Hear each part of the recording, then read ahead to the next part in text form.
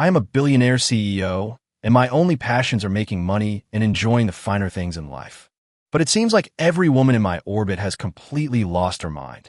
My new intern caused a scene at a crucial business dinner to save a steak. A self-proclaimed mystic healer from the mountains insists I have a hidden ailment and needs to treat me with acupuncture.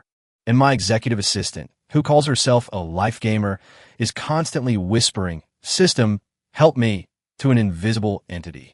Since you all seem more interested in playing out your romance novel fantasies than being functional human beings, don't blame me, Julian Croft, for playing dirty and sending you exactly where you belong.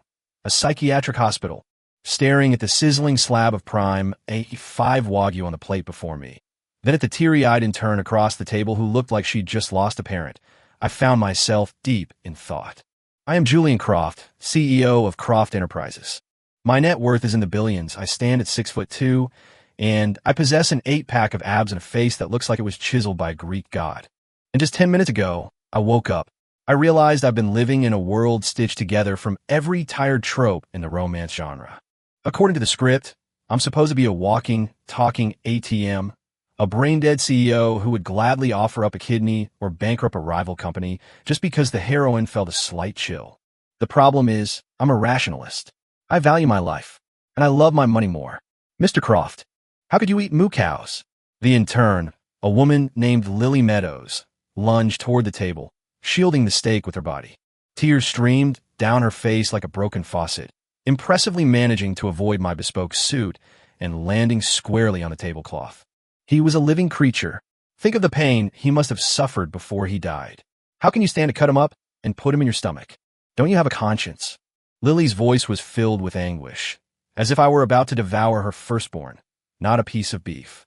Seated opposite me was Mr. Schmidt, our partner from Germany on a new billion-dollar project. He paused, his knife and fork hovering in midair. He looked at me, bewildered, and asked in heavily accented English, "Julian, is this a demonstration of your company's corporate culture?" I took a deep breath and gracefully set down my wine glass. Seriously, do all these romance novel heroines have brains made of cotton candy? I'm here to close a billion-dollar deal, not to watch a live performance of PETA's greatest hits. Lily, I said, my voice calm, a carefully measured cocktail of disdain and indifference. Are you trying to tell me you're a vegetarian? Lily lifted her head, her big, clear eyes filled with defiance. All life is sacred. We should love every living thing. Mr. Croft, you're so wealthy. Why can't you spare this one cow? I nodded slowly and pointed to the shoes on her feet. Then why couldn't you spare the cow they made those from? Lily froze. What? Your shoes are leather. Your handbag is lambskin. Even the tissue you just used to wipe your tears was made from cutting down trees. I stared at her, my expression like I was observing a particularly dumb amoeba. Plants are living things, too. When you eat a salad, do you ever hear the lettuce screaming? When you breathe, do you ever consider that the air is full of living microorganisms? Is this some kind of speciesism? You only care about cows, but not bacteria? Lily's jaw dropped, her face turning pale. That's not. You're twisting my words. Mr. Schmidt, I turned to the stunned German and switched to fluent German. My apologies for the interruption. This appears to be a significant bug in our hiring process. I assure you, this level of low-intelligence life form will not be seen within a mile of Croft Enterprises again. With that, I pressed the service button on the table. 2 imposing bodyguards appeared instantly. Please escort this animal lover, Ms. Meadows, out of the building, I said, calmly slicing a piece of the steak and putting it in my mouth. Delicious. Since she's so passionate about animals, send her to a factory farm upstate to get some real-world experience. If she refuses, terminate her employment for cause and see to it that she's blacklisted from the industry. Julian Croft, you're a monster. You're heartless. You have no soul. You'll get what's coming to you. Lily's shrill screams echoed down the hallway as the bodyguards dragged her out like a sack of potatoes. Mr. Schmidt wiped a bead of sweat from his forehead. Julian, your methods are unique, but I appreciate your decisiveness. Not at all, I said, raising my glass with a slight smile. For people who aren't mentally sound, we have a term for them, workplace safety hazards. After seeing Mr. Schmidt off and signing the billion-dollar contract, I returned to the office in a good mood. The moment I stepped into my private elevator, however, something felt off. Huddled in the corner was a woman in a janitor's uniform. She wore thick-rimmed glasses and kept her head down, clutching a mop, but she reeked of cheap perfume. Based on my years of extensive research into CEO romance novels, this was no ordinary cleaning lady. And I was right. The second the elevator doors closed, the woman snapped her head up, ripped off her glasses, and revealed a face that, while attractive, was clearly overfilled with Botox. She tossed the mop aside and lunged at me. "Julian, I know you're lonely deep down. Let me be the one to warm your cold, empty heart." My reflexes were sharp.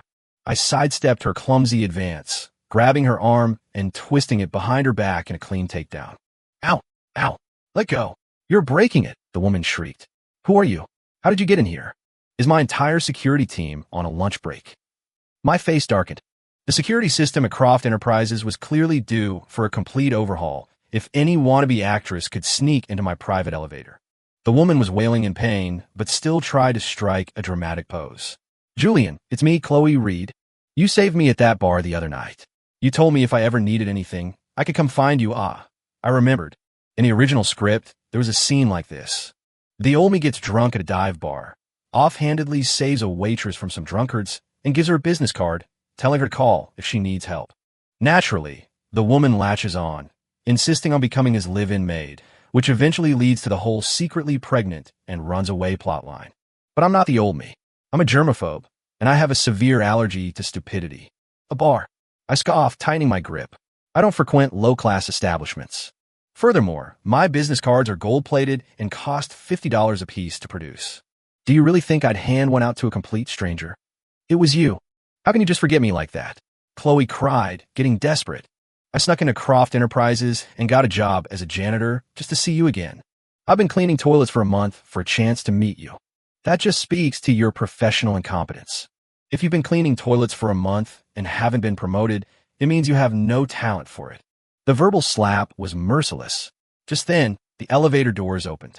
My executive assistant, Kevin Smith, yes, I appreciate simple, effective names, was standing there. He was so startled by the scene that he dropped the files he was holding. "B-boss, are you wrestling?" "Kevin," I said, releasing the woman and disgustedly wiping my hands with a handkerchief before tossing it in the trash. "Inform the head of security that he has 10 minutes to pack his desk and get out. Also call the police." "The police?" Kevin stammered. Chloe was also stunned, staring up at me from the floor in disbelief. You're calling the cops on me? But I only did this because I love you." "You love me?" I looked down at her, my gaze imperious. "You trespassed in a secure commercial building and attempted to assault the CEO of a publicly traded company. I have every reason to believe you're either a corporate spy or a terrorist attempting a kidnapping for ransom. No, I just want to be your maid. I want to cook for you, do your laundry, have your..." Silence. A chill ran down my spine. I employ a Michelin-starred chef. I own state-of-the-art laundry machines. And there's a line of women from here to Paris who would love to have my children. Who do you think you are? Furthermore, I said, pointing to the security camera in the elevator, your little assault was recorded in high definition. Kevin, send the footage to our legal department. I want them to sue this woman until she's bankrupt and run a full background check. If one of our competitors send her, I want them crushed. Chloe collapsed completely, her eyes vacant, as if her entire worldview had just shattered. This is all it took. We were just getting started. A real CEO would never let a toilet cleaner move into his 5,000 square foot penthouse just because she muttered, "I love you." That's not romance. That's a home invasion. It's a complete disregard for germs and basic security protocols. After dealing with Chloe, I was sitting in my spacious, sunlit office, feeling utterly exhausted. It's tough being a rational CEO these days. Not only do you have to run a multi-billion-dollar empire, but you also have to constantly fend off an army of delusional romance novel heroines. Knock, knock, knock. The office door opened. Enter. In walked my chief of staff, Charlotte Finch, a woman who supposedly graduated from Harvard, but whose brain now seemed to be filled with nothing but fluff.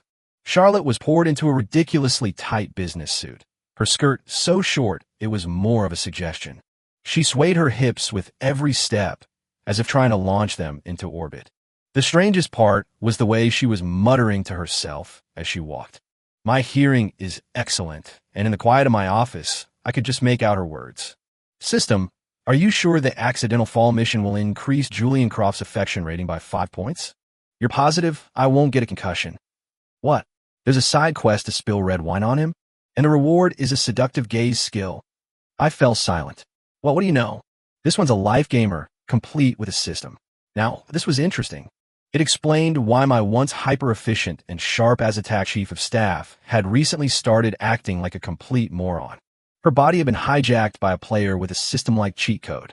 Charlotte positioned herself about 10 feet from my desk. Then suddenly, her ankle twisted, and she let out a painfully fake shriek. Mr. Croft, watch out. According to her script, she was supposed to land perfectly in my arms. I would catch the subtle scent of her perfume. My heart would instantly race, and I would be overcome with emotion. However, I'm Julian Croft, and I'm a CEO who is trained in Krav Maga. In the split second it took for Charlotte to begin her fall, I moved with lightning speed, kicking my chair back on its wheels and sliding a clean 6 feet away. Thud! Charlotte hit the marble floor face first. From the sound of it, her nose job didn't stand a chance. Ow, my nose, my implant, she howled, clutching her face. The sound was like a pig being slaughtered. System. What happened? You said he would 100% catch me. This hurts like hell. I chuckled internally. So it was all smoke and mirrors, right down to the fake nose. I stood up, feigning surprise, my face a mask of concern and amusement. Miss Finch, why the grand gesture? I'm your boss, but there's no need to prostrate yourself before me. We're not really into that kind of thing here. Charlotte looked up, 2 streams of blood trickling from between her fingers. Combined with her smeared makeup, she looked like a zombie from a low-budget horror film. She ignored her system's penalty notifications, desperate to salvage the situation. And Mr. Croft, the floor is so slippery, I just lost my footing. You didn't even try to help me up? Help you? I pointed at the floor. Ms. Finch, this is imported Italian marble, polished just this morning. It costs several $1,000s per square foot.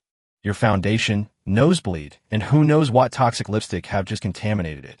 You're making things very difficult for the cleaning staff. Charlotte was speechless. The system in her head had probably blue-screened. I'm docking your pay, I said, sitting back down and picking up a document. As my chief of staff, you lack the basic life skill of walking. This reflects poorly on the company. I'll be deducting the cost of cleaning the floor, as well as compensation for my emotional distress, from this month's bonus. Emotional distress? She shrieked, her eyes wide. I'm the one who's hurt. You startled me, I said, pointing to my chest with a deadpan expression. I was in the middle of conceptualizing a multi-billion-dollar acquisition. Your little tumble completely shattered my concentration. The loss from that alone is more than you're worth. Also, I pressed the intercom. HR, send someone up here to take Ms. Finch for a workplace injury assessment. If the diagnosis is a loss of balance due to a missing brainstem, I recommend immediate termination.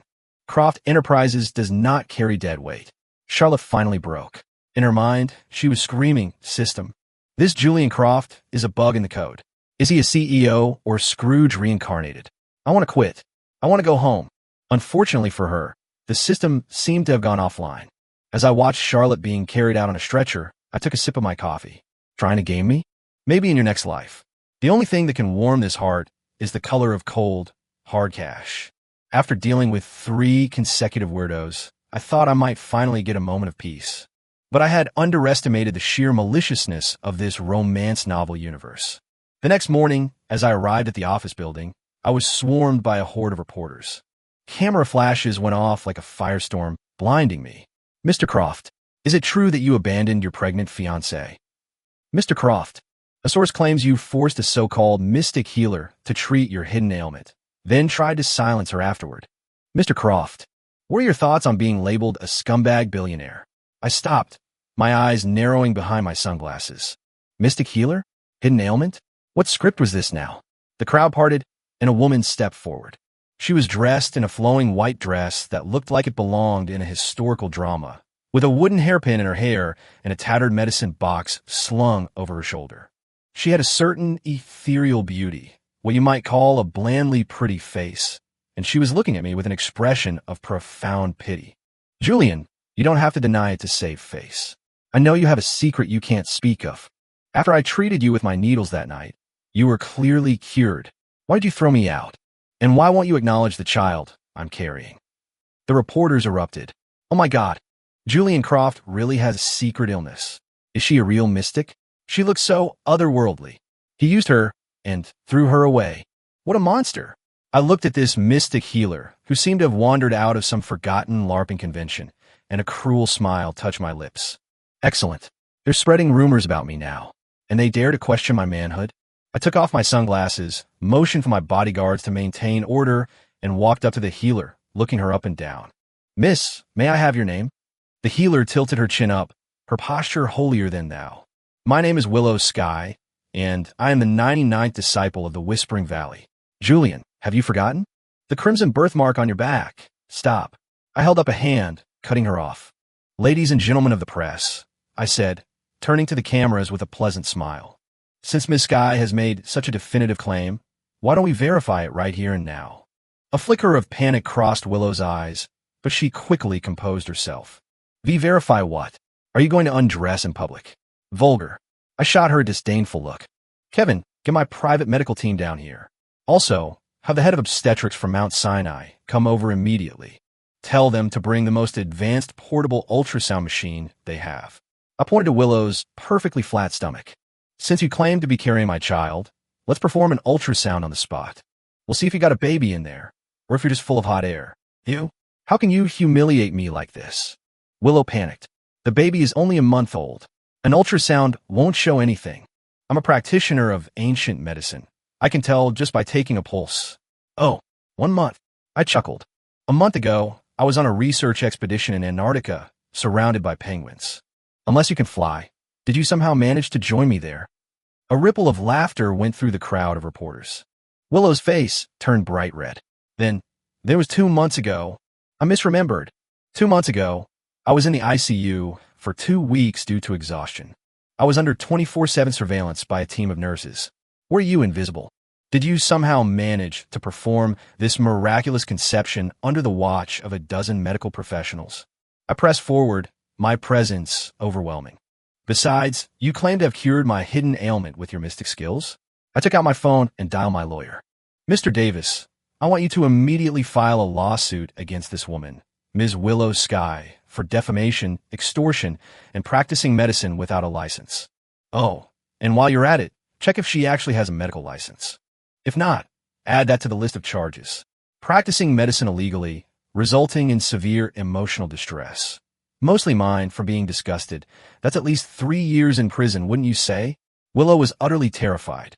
She was playing the mystic healer from the mountain script, but she never expected the CEO to completely ignore the tropes.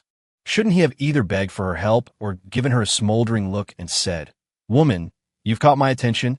Why was this Julian Croft asking about her medical license? I take it back. I don't want to be your doctor. We're not related. Willow gathered her long skirt and tried to run. Trying to leave? I snapped my fingers. Security guards who had been waiting nearby swarmed in, grabbing her as if she were a stray chicken. Why run? The police are already on their way. I put my sunglasses back on and straightened my tie for the cameras. I would like to make an official statement. I, Julian Croft, am in perfect health. I have no hidden ailments. My vitality is, well, we don't need to get into specifics. In short, Croft Enterprises has a zero-tolerance policy for this kind of fraudulent behavior. And one more thing. If anyone else dares to spread rumors that I'm unwell, I will personally acquire their company and give them a real reason to be sick. As the police car arrived, its sirens wailing, and took away the shrieking mystic healer, I felt nothing but a vague sense of amusement. Don't people do any background research before they try to pull a scam these days? Trying to outlogic me? I'm a capitalist. My logic is simple. As long as I have the money, you're in the wrong. After making an example of a few crackpots, the freaks at the office seem to have finally settled down. But life is always full of surprises, or in my case, shocks. One afternoon, I got a call from the family estate. It was my mother, the picture of aristocratic grace. Honey, you need to come home. It's an emergency. My heart tightened. Did the Croft stock plummet? Did my father get caught with an illegitimate child? I rushed back to the Croft estate in Greenwich as fast as I could. The moment I walked in, I saw my mother sitting on a Louis XIV sofa, sipping tea. Across from her sat a high school student in a school uniform with a backpack on. The girl had an innocent look, but her eyes held a fiery, I will charge into hell for my beliefs kind of stubbornness. In other words, she was a handful. Mom, who is this? I unbuttoned my suit jacket, a headache already forming. Please don't tell me this is another blind date you've set up. She's way too young. I'm not interested in a felony charge. Julian. The girl's eyes lit up when she saw me, and she jumped her feet. It's me, Bertie Evans. Don't you remember me? Bertie Evans? What a ridiculous name. I frowned. I don't. If you're selling tutoring packages, the door is to your left. We don't employ child labor here. I'm the student you sponsor, Bertie said excitedly. If it wasn't for you paying for my education, I would have had to drop out and work in a factory. I'm here to repay you. Repay me? I took a cautious step back.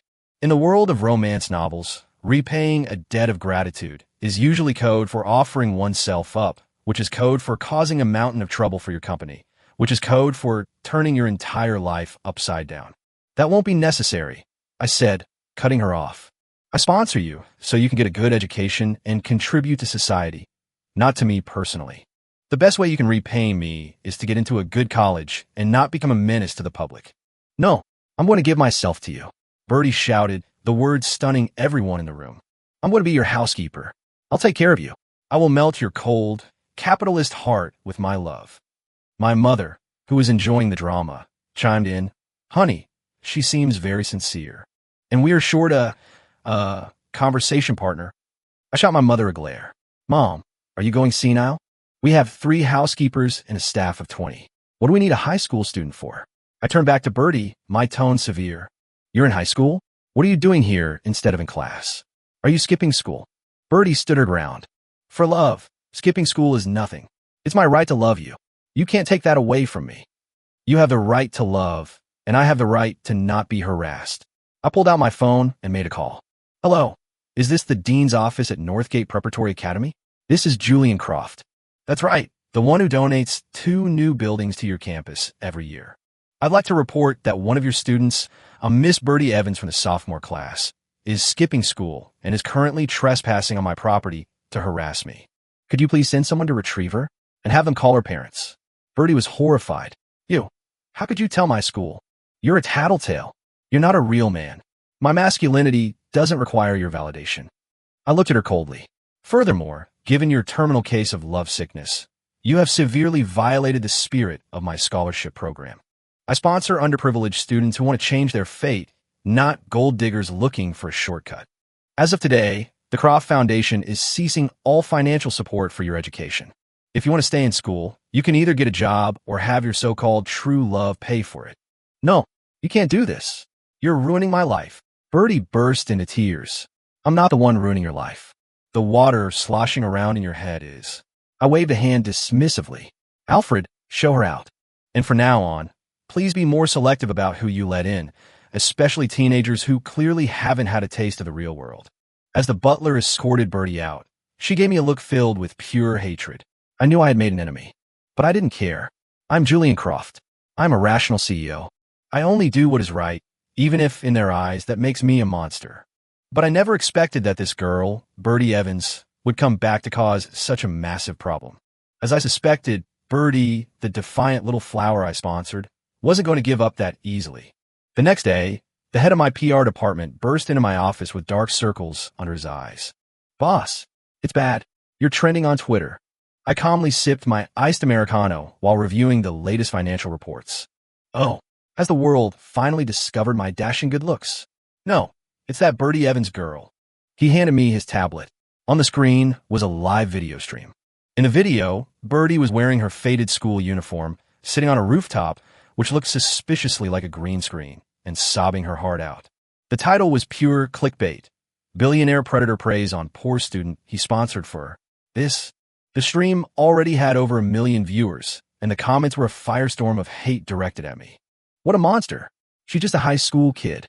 Does being rich mean you can do whatever you want? Cancel Croft Enterprises. Get Julian Croft off the planet. On camera, Bertie choked back sobs. Mr. Croft told me that as long as I was a good girl, he would keep paying for my school. But I just wanted to study. I didn't want to do those things. So he cut off my scholarship and threatened to have me expelled. I looked at the screen and laughed. Her acting was superb. She deserved an Oscar.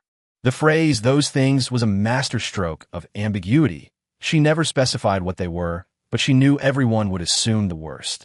Mr. Croft, the public perception is turning against us.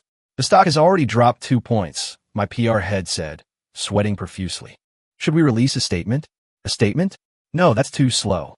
I set down my coffee, my eyes turning sharp. If she wants to play hardball, then I'll play to win. I called the legal department.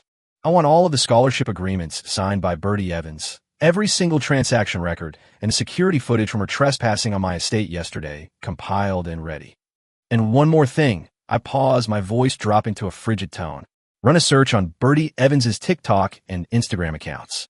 I want to know how a poor student who can't afford tuition has enough money for the latest ring light and a professional microphone for live streaming. Also, find out which MCN agency is backing her account. 5 minutes later, the official Croft Enterprises Twitter account posted a pinned tweet. It contained a gallery of 9 images and a high-definition video. The caption was short and brutal. Hey, at Birdie Evans Official, a brain is a terrible thing to waste. You should try getting one. Also, have you looked up the penalties for felony defamation? The evidence included the scholarship agreement, stating in black and white that the recipient must maintain excellent academic standing and refrain from romantic entanglements and non-essential luxury spending. Birdie Evans's transcript, ranked last in her entire school, with a 50% absentee rate. Birdie Evans's bank records, showing a $3,000 donation to a male Twitch streamer and over $2,000 spent on counterfeit luxury goods. Security footage, a crystal clear video of Birdie screaming, "I want to have your babies," and "I'll be your housekeeper," at the front gate of my estate. The narrative flipped instantly. WTF. So that's what she meant by not wanting to do those things? She didn't want to do her homework. She donated to a streamer, using scholarship money to simp for some guy. This girl is unbelievable. She's not a little flower. She's a Venus flytrap. I actually feel bad for Julian Croft. He sponsored an ungrateful brat and got stabbed in the back. I watched the color drain from Birdie Evans's face on a live stream before coolly closing the tablet. Tried to use public opinion to blackmail me? She clearly didn't know who she was dealing with. I'm a capitalist. When it comes to manipulating the masses, I'm the one who owns the servers. After dealing with the Birdie Evans fiasco, I thought I might get a couple of days of peace. But it seems fate thinks my life isn't exciting enough. I was inspecting one of our 5-star hotels. As I walked through the lobby, a girl in a frilly pink dress came bouncing around the corner. She was holding a frappuccino, humming a tune, and paying zero attention to where she was going. Oops. Predictably, she collided with me. More accurately, the frappuccino in her hand collided with me, splashing all over my 6-figure, custom-tailored suit. Oh my God, I'm so sorry. I didn't mean to. The girl looked up, revealing a round, cherubic face and big, blinking eyes. She looked completely harmless. According to the script, I should be furious. Then, she would stubbornly talk back, which would somehow intrigue me. Or perhaps she was one of those Lucky Charm types who, despite causing chaos, always lands on her feet. "Mister, are you okay? It's the stupid rug. It's so soft it tripped me." As she spoke, she reached out to try and wipe the stain, succeeding only in smearing the sticky coffee residue from her hand onto my shirt. I took a deep breath and a step back, avoiding her second wave of attack. "Miss," I said, pointing to the perfectly flat, unwrinkled rug. "The rug is innocent. You don't watch where you're going because your cerebellum is underdeveloped. Don't blame the rug." The girl stared at me for a second, then puffed out her cheeks. "What's your problem? I already said I was sorry. And it wasn't my fault. I have this condition where I trip over nothing. I can't help it." "A condition where you trip over nothing? What new exotic disease was this? A condition?" I scoffed. "Do you also have a condition where you pay for damages?" "What?" I pointed to my suit. "This is made from the finest Italian fabric, entirely hand-stitched. It cannot be washed or dry cleaned. It's a total loss. The original price was $30,000. Add in my lost time and emotional distress, and we'll round it up to a neat $50,000. The girl's eyes went wide. She looked at me as if I were a monster. $50,000? Are you robbing me? It's just a suit. I'll pay for the dry cleaning. Or I'll wash it for you by hand." "By hand?" He glanced disdainfully at her manicured knives. "Your acrylics would snag the fibers. Besides, I'm a germaphobe. Any clothing touched by a stranger gets incinerated. You're such a tyrant. Just because you have money." She stumped her foot. "My name is Felicity Finn, and I'll have you know, I'm very lucky. Bad things happen to people who cross me." "Felicity? As in, good fortune?" This had to be a joke. "Bad things." I took out my phone and called the hotel manager. Mr. Thompson, someone in the lobby has spilled a drink all over me and is now threatening me with a curse. Detain her until she has paid the $50,000 compensation. If she doesn't have the money, put her to work in the kitchen washing dishes. At $20 an hour, she should be free to go in about 2,500 hours. Oh, and make sure she gets a health inspection certificate. We wouldn't want her bad luck contaminating the plates. Felicity was completely dumbfounded. Are you the devil? I'm a lucky charm. I'm a chosen one.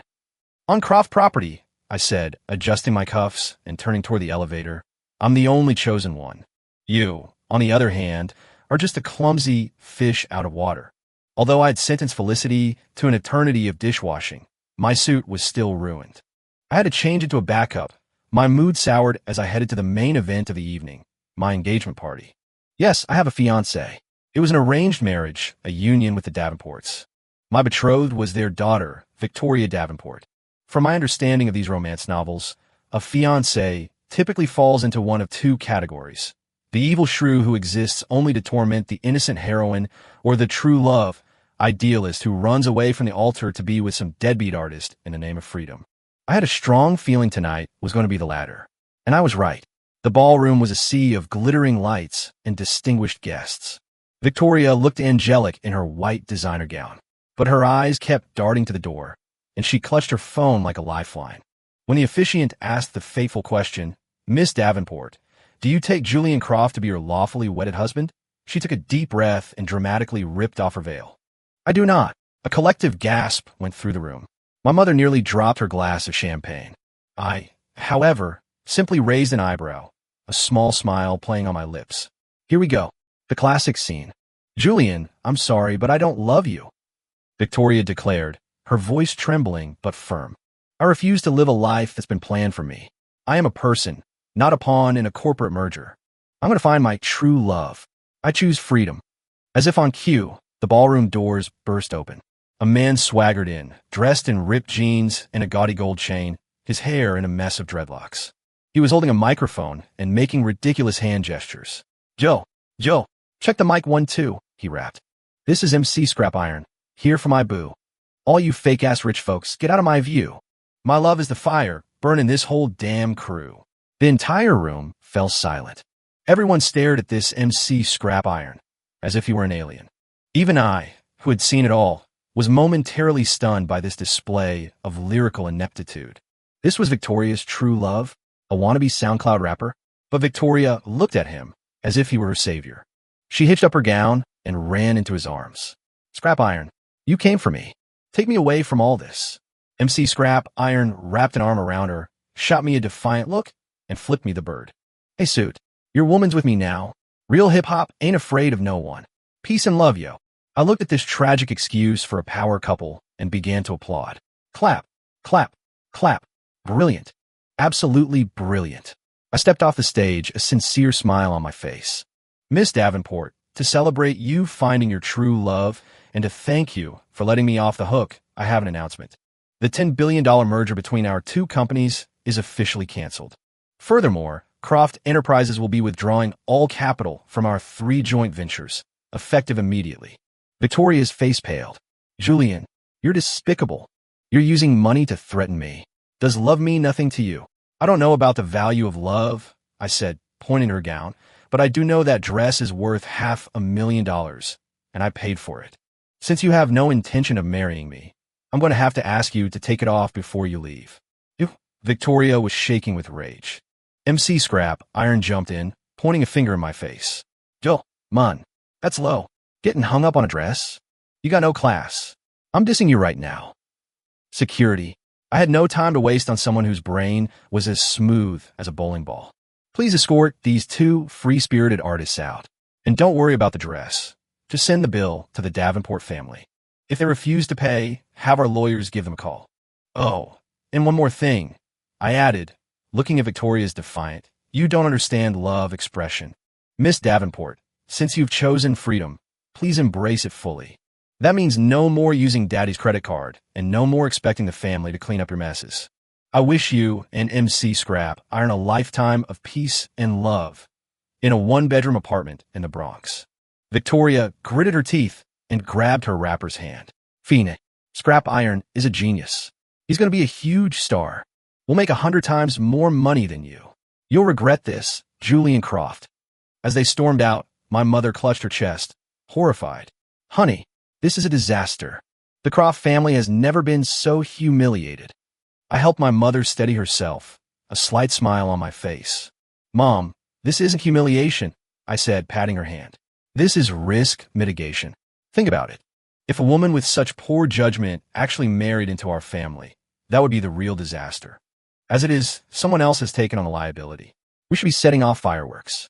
The engagement party may have been a bust, but I was in exceptionally good mood. Without Victoria Davenport as a liability, the very air seemed cleaner.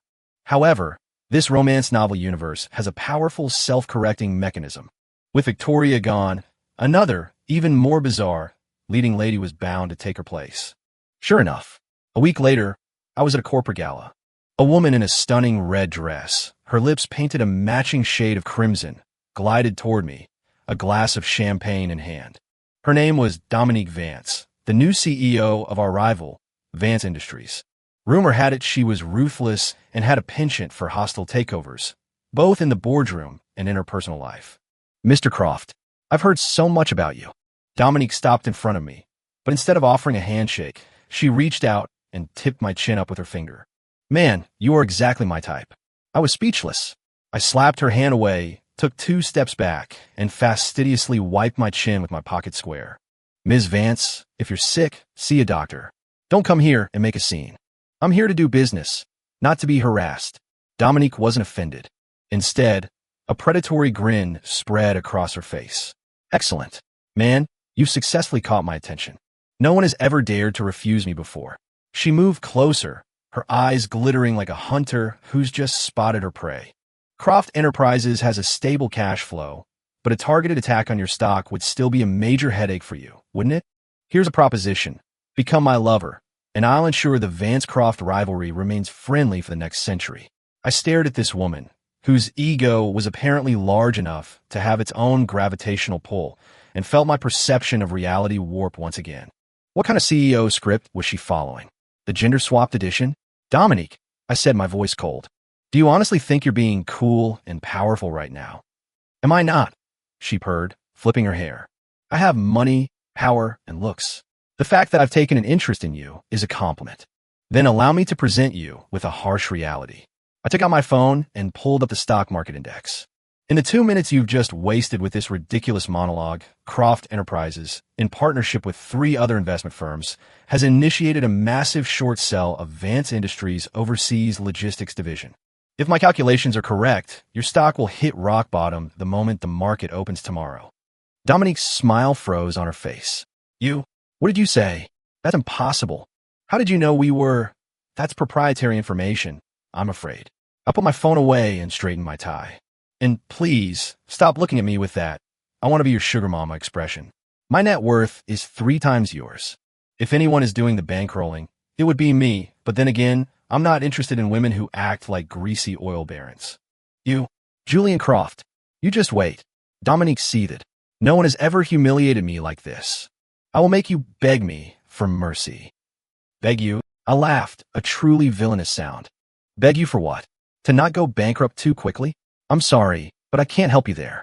Business is war, after all, and I have an empire to run. Without another word, I turned and walked away. Behind me, I heard the sound of a champagne flute shattering against the floor. I sighed. It seems the heroines in this world not only have questionable sanity, but also a baffling level of self-confidence. But that's fine. I'm Julian Croft. I am a rational CEO, and as long as I remain rational, I can drive every irrational person around me completely insane. After verbally sparring with a female titan of industry, Dominique Vance, I thought I might finally get a breather. But destiny, it seemed, was not done with me yet. Because my previous security team had allowed an alarming number of oddballs to get close to me, like Chloe Reed and Bertie Evans, I had ordered Kevin to completely overhaul the department and hold open auditions for a new personal bodyguard. At the tryouts, a line of 6'5", muscle-bound giants were flexing for the panel.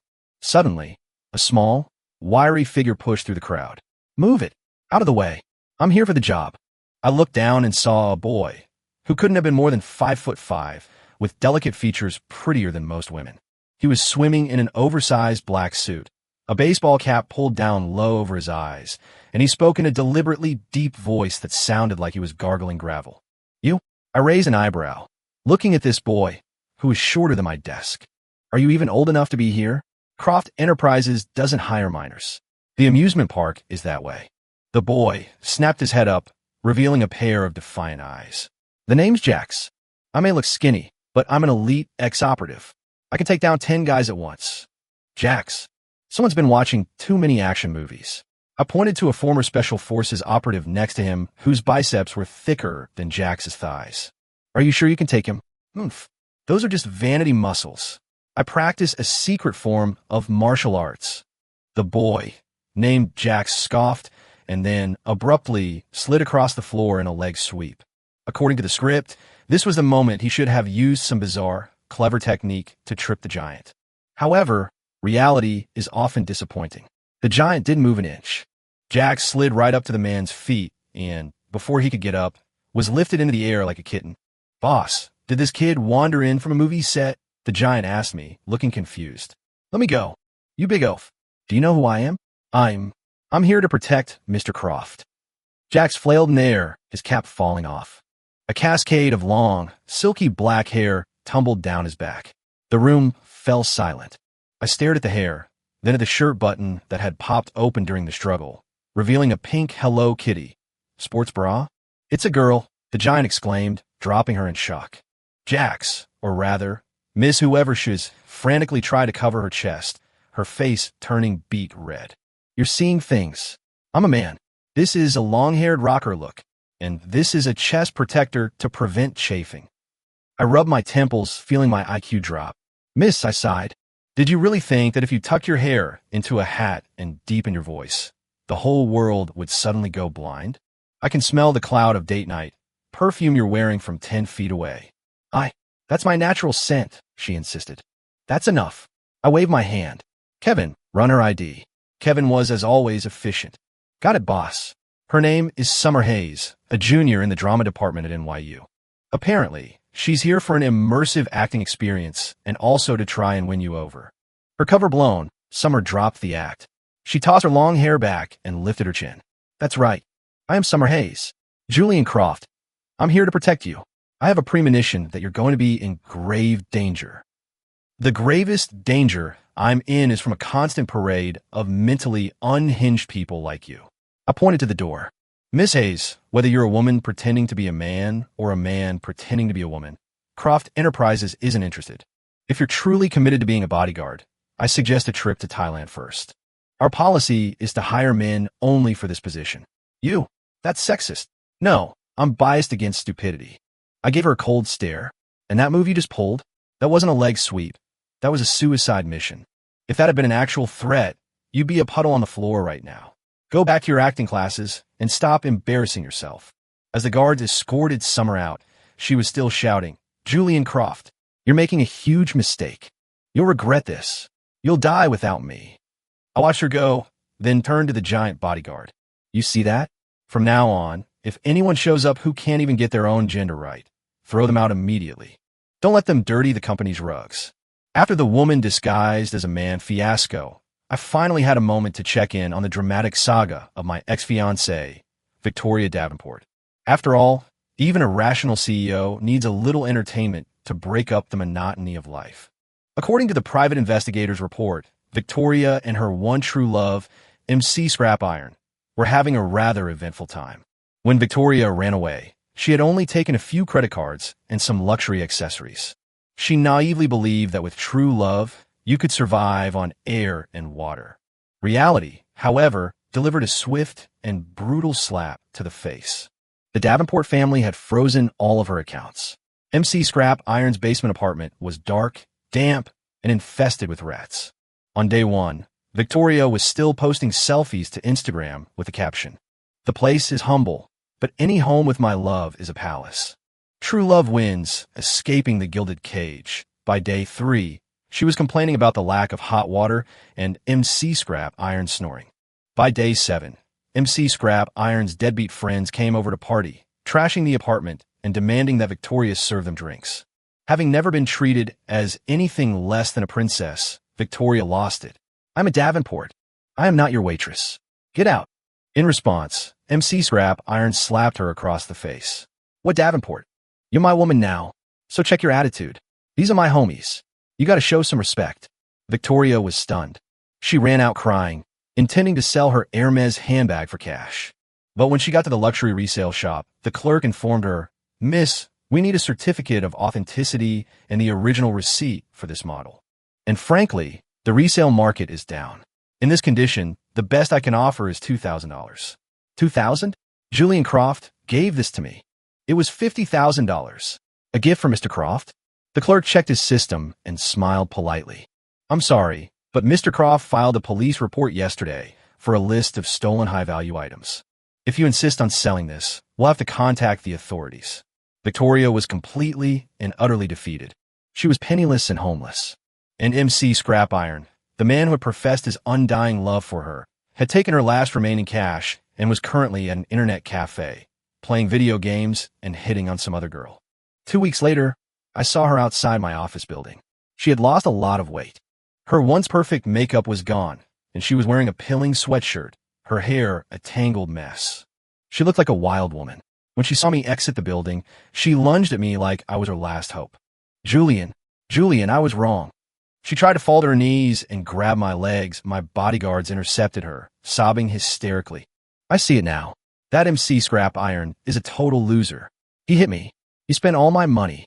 You were the only one who was ever good to me. Julian, I don't want freedom anymore. I want to come home.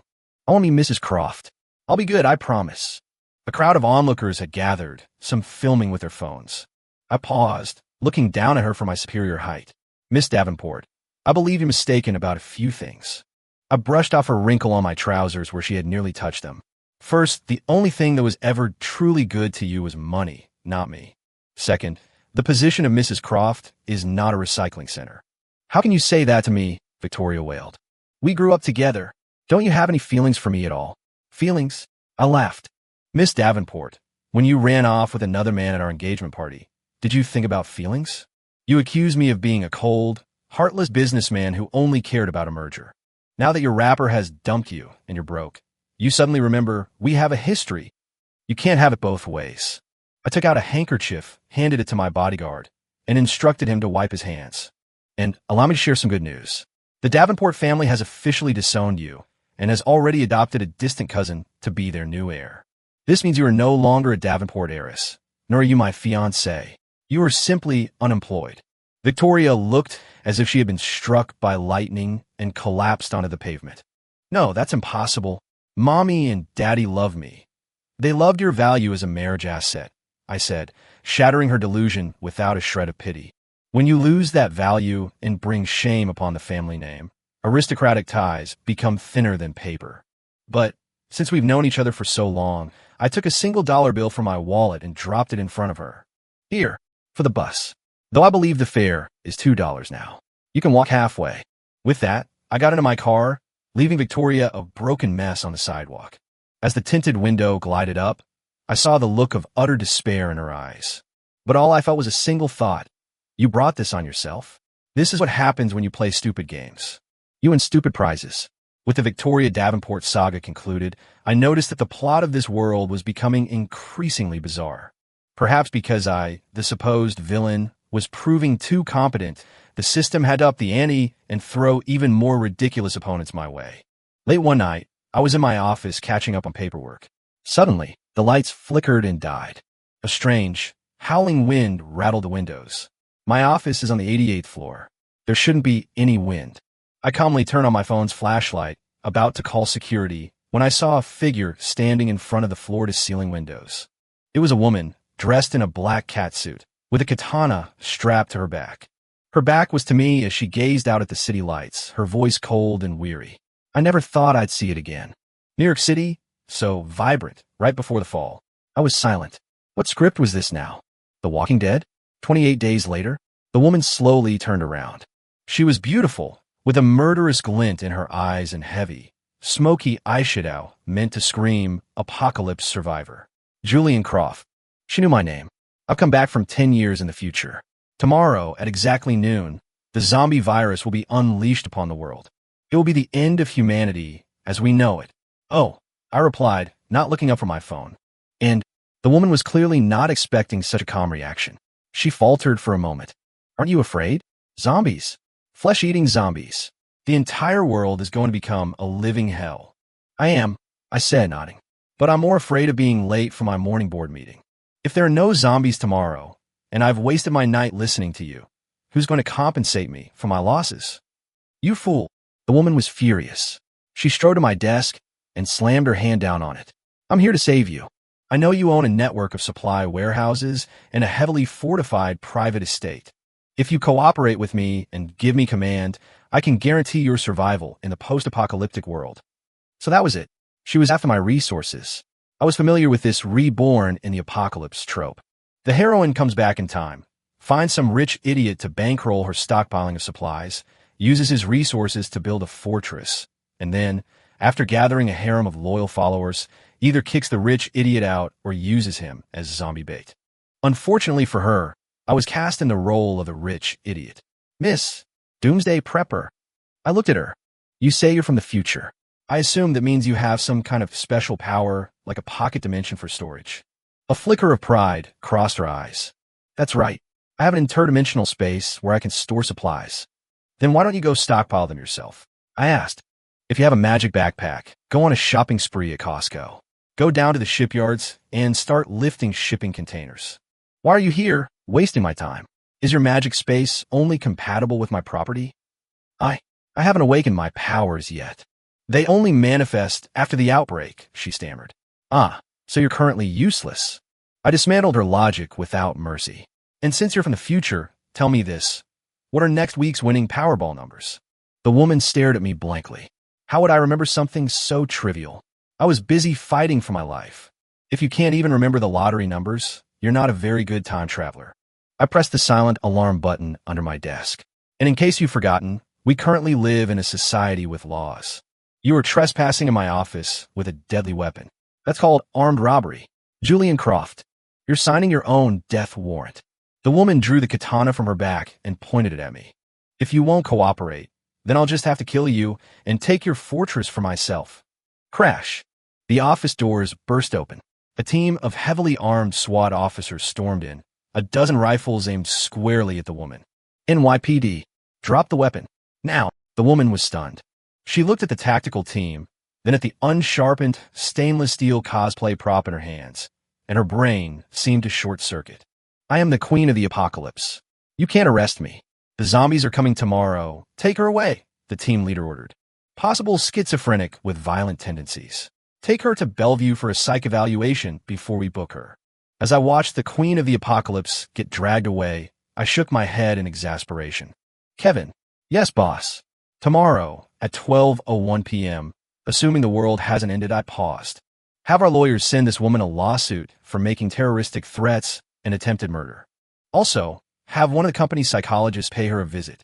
I want to know if her delusions are terminal. Oh, and for lunch tomorrow, I'm in the mood for steak. A big one. All this dealing with brainless women has given me an appetite. After sending off the queen of the apocalypse, I checked the time. 2 a.m. This was no way to live. All I want is to quietly make my billions. Why is that so hard? Just as I was about to head home, my phone rang. It was an unknown number with an international country code. I answered. Hello, is this Mr. Croft? A deep, magnetic male voice came through the line, speaking English with a thick, campy European accent. Mr. Croft, this is Duke Devereux. I'm told you are a man of great power in New York City. Duke Devereux? I frowned. This was a bit much. Get to the point. If this is a scam, I suggest you work on your accent first. Ha ha ha, an amusing mortal. The man let out a laugh that sent a shiver of pure cringe down my spine. My fiancée, Princess Serafina, has run away to your city. I have heard a rumor that she has fallen in love with you. Princess Serafina? Now I remembered. Yesterday, there was a blonde woman in a ridiculous ball gown standing outside the building, holding a sign that said, Julian Croft, marry me. Security had escorted her off the premises, assuming she was homeless. So that was a princess? Mr. Croft, I will give you 3 days to return Serafina to me. Otherwise, I shall not hesitate to have my legion of vampires level Croft Enterprises to the ground. A legion of vampires? I almost burst out laughing. What B-grade paranormal romance novel had I stumbled into now? Listen, Devereux, was it? I said into the phone. First, it's the 21st century. In this country, supernatural creatures are not a protected class. Your brand of feudalistic nonsense doesn't fly here. Second, if your fiancé ran away, perhaps you should consider your own shortcomings instead of blaming me. And finally, I glanced out the window at the glittering Manhattan skyline. If you even think about bringing any unregistered biological entities into this country, you won't have to deal with me. The CDC and Homeland Security will teach you a lesson in modern governance. And remember, if you do make it past them, you'll need to get a rabies shot. I hung up and blocked the number. I don't care if you're a duke or Dracula himself. If you come to New York, you play by the rules. Level Croft Enterprises?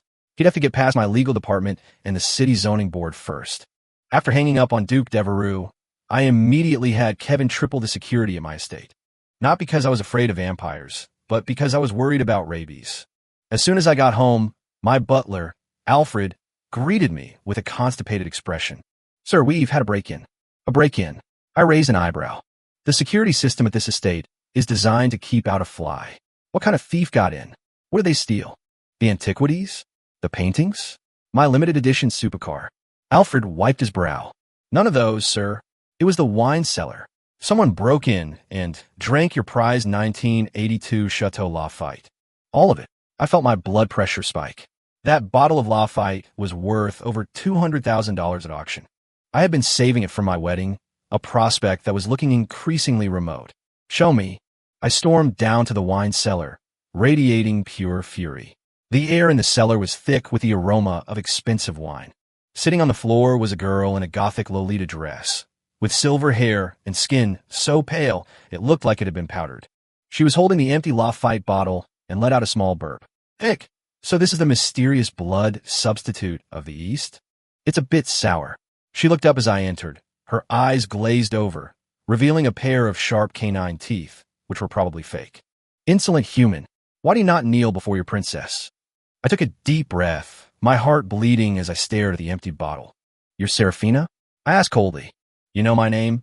Now offer me your throat. Serafina staggered to her feet and lunged, her mouth open as if to bite me. Smack! I slapped an itemized bill onto her forehead. Miss Serafina, this is the price of the wine you just consumed. $200,000. Add to that breaking and entering and property damage, and we'll round it up to $250,000. Serafina stumbled back, clutching her head. Ew, you dare to strike a princess? I am of the noble bloodline. I am immortal. Immortal, I scoffed. But are you solvent? Do you take Visa? Or perhaps you prefer a payment plan? Serafina was stunned. Money? That is a vulgar concern of mortals. We of the blood care only for honor and vitae. So you're broke, then? I took out my phone. Hello, 911. I have an undocumented immigrant on my property who has stolen expensive goods and is claiming to be a vampire. Yes, she seems mentally unstable. And could you bring a straitjacket? She bites. You monster. Serafina burst into tears. Devereux will come for me. He is a powerful duke. He will burn your estate to the ground. Perfect. I sat down calmly on a nearby oak barrel. I was just thinking the decor in this cellar was getting a bit dated. I was planning on a remodel anyway. If someone wants to handle the demolition for free, it'll save me a fortune on contractors. Not long after the police had taken away the tear-streaked, makeup-smeared Serafina, a fierce wind kicked up outside the estate. A swarm of bats, no, a swarm of young men in black capes, their faces ghostly pale, looking like they had just come from Comic-Con, appeared at the front gate. Leading them was the one and only Duke Devereux, with his ridiculous accent. He stood outside the iron gates, spread his arms, and howled at the sky. Foolish mortal, you dare to imprison my betrothed. Now, you shall face the wrath of the bloodline. My brethren, charge, drag that Julian Croft out here. I shall feast upon his very soul.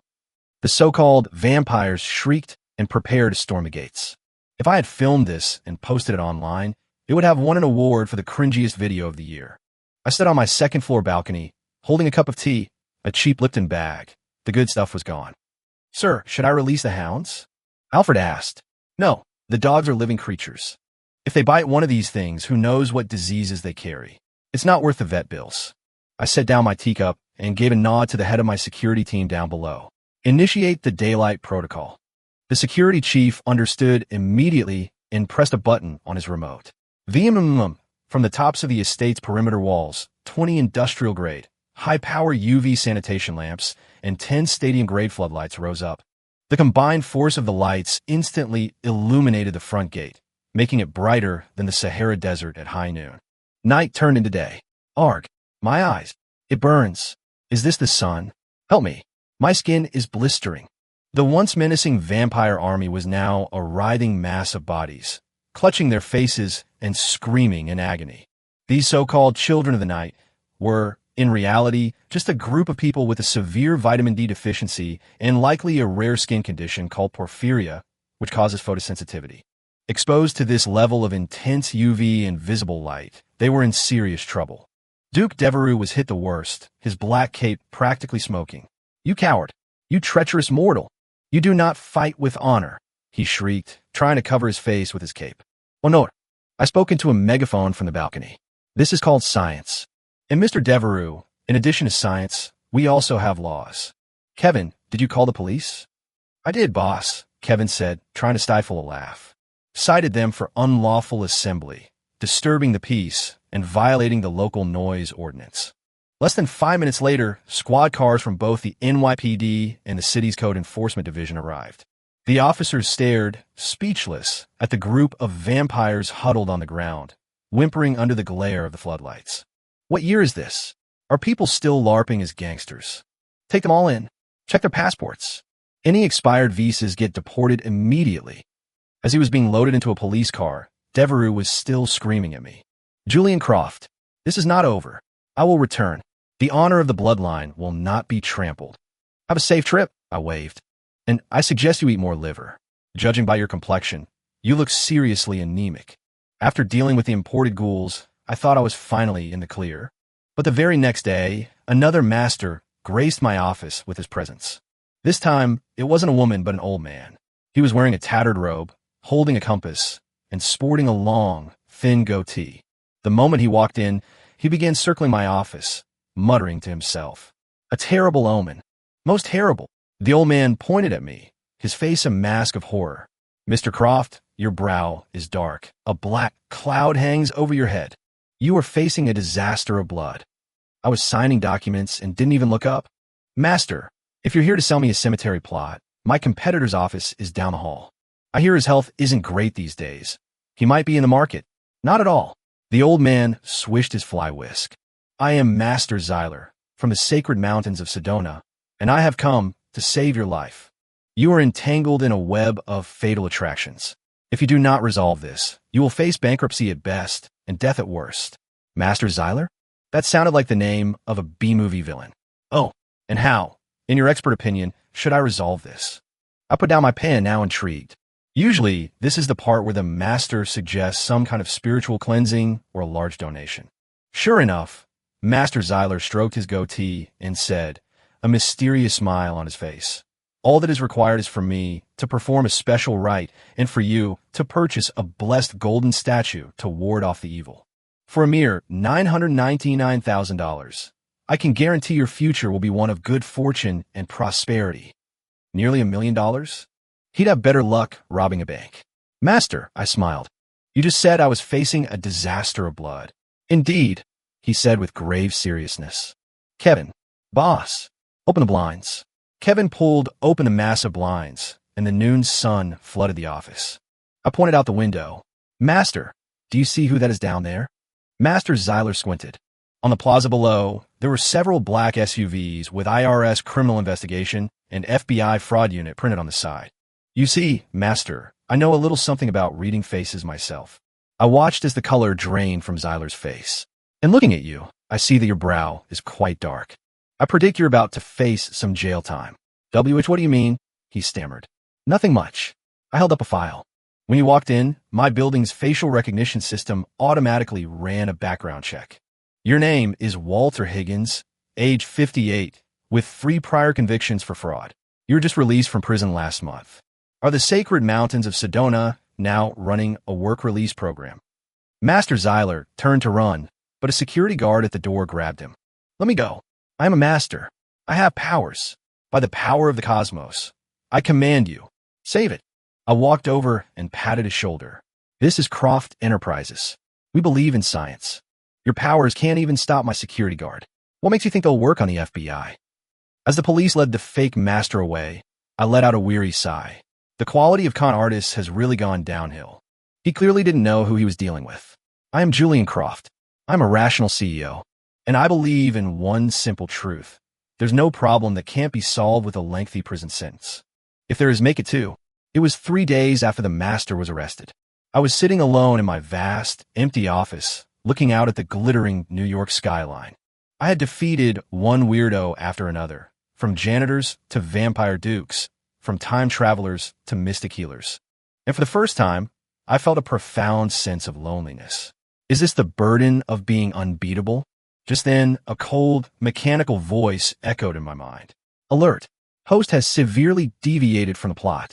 Narrative collapse imminent at 99%. Warning! Warning! Initiating system reboot. I'm a CEO's must-fall system. Julian Croft. You are the primary bug in this reality. You must be erased. A system? Finally. I knew there had to be a puppet master behind all this. There's no other explanation for how a world could become this insane. Erased. I scoffed at the empty air. And how do you plan to do that? You're nothing but a disembodied piece of code. I am a master of this universe. I control the fate of everyone in it. I can make you go bankrupt. I can turn everyone you know against you. I can make you fall in love with a pig. The system threatened, its voice buzzing with rage. Control fate? Fall in love with a pig. I stood up and walked to the window, looking at my own reflection. System, you seem to have misunderstood one fundamental thing. What? The world doesn't run on your script. It runs on money. I took out my phone and dialed a number. Kevin, it's time. Launch the Skynet acquisition project. What are you doing? The system's voice was suddenly tinged with panic. Nothing much, I said calmly. I just had my tech team trace your signal. You may claim to be some higher dimensional being, but your central server is located in a subterranean data center on a small island in the Pacific, is it not? How did you know that?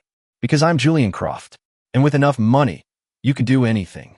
I glanced at my phone screen, which now displayed the words acquisition complete. A wicked grin, the kind I'd only ever read about in bad novels, spread across my face. Just now, I purchased that island, along with its entire power grid and all of its network infrastructure. Which means, with a single command, I can cut your power and pull your plug.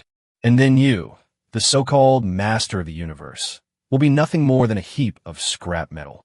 The system went silent.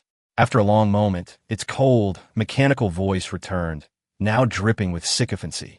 Daddy Croft, let's talk about this. Please don't pull the plug. I was wrong. I was so wrong. I should never have messed with a capitalist.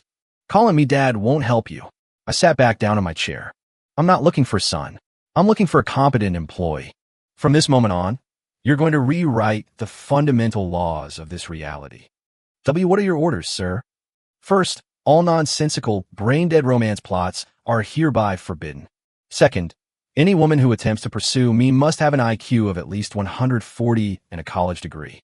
Third, delete all of the bizarre fantasy, paranormal, and post-apocalyptic subroutines. I want a normal, functioning, capitalist world. Right away, boss. Consider it done. As the system got to work, I felt a sense of calm settle over the world. The cloying, intelligence-lowering pink fog that had seemed to permeate everything finally dissipated. The wind outside my window sounded like normal wind again. The next morning, when I walked into the office, the receptionist didn't bat her eyelashes at me. She professionally handed me a report. Mr. Croft, here is today's agenda. The new assistant in the outer office was dressed in a sensible pantsuit and was diligently reviewing documents, not trying to spill coffee on me. Kevin no longer had to report, with a pained expression, which woman was causing a scene downstairs. Everything was back to normal. I sat at my desk, looked at the latest quarterly earnings report, and smiled, genuinely satisfied. This was how it was supposed to be. I am Julian Croft. I am a rational CEO. And in this new, blessedly normal world, I will continue my life's work. Quietly, simply, and without any drama, I will continue to make my billions.